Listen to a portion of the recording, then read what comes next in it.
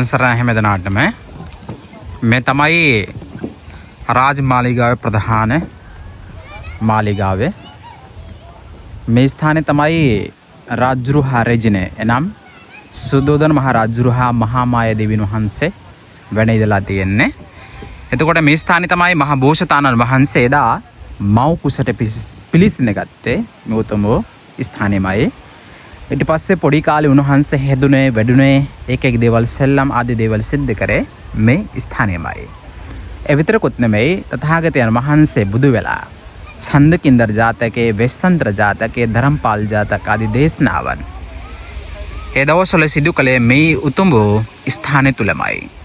ඒ පමණකුත් නෙමෙයි සුද්ධෝදන මහරජුරෝ රහත් එක්ක පිරිනිවන් පාන්නේ මේ උතුම් ස්ථානයේ තුලමයි.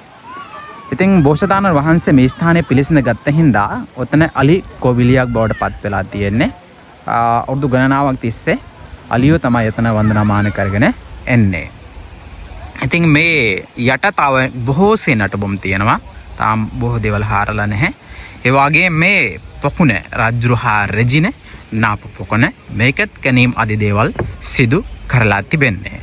මේ රාජ්ජුරුහා රෙජින නාපු පොකුණ හැටියට හඳුන්වලා තිබෙන්නේ. එහෙනම් හැමදෙනාටම තෙරුවන් සරණයි.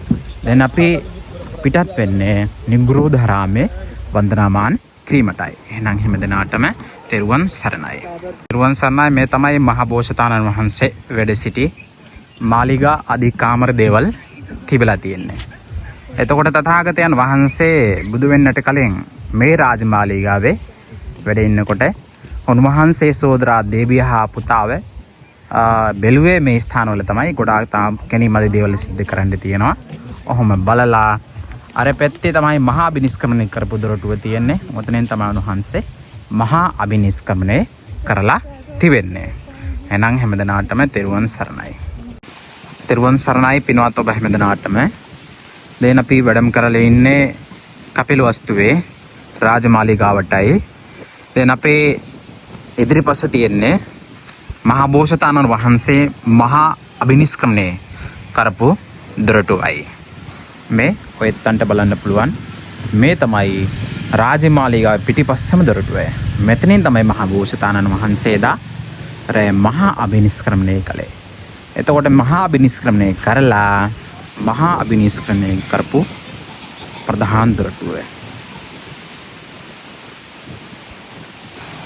මහා අභිනිෂ්ක්‍රමණය කරපු දොරටුවයි මේ තියෙන්නේ. එහෙනම් හැමදෙනාටම තෙරුවන් සරණයි.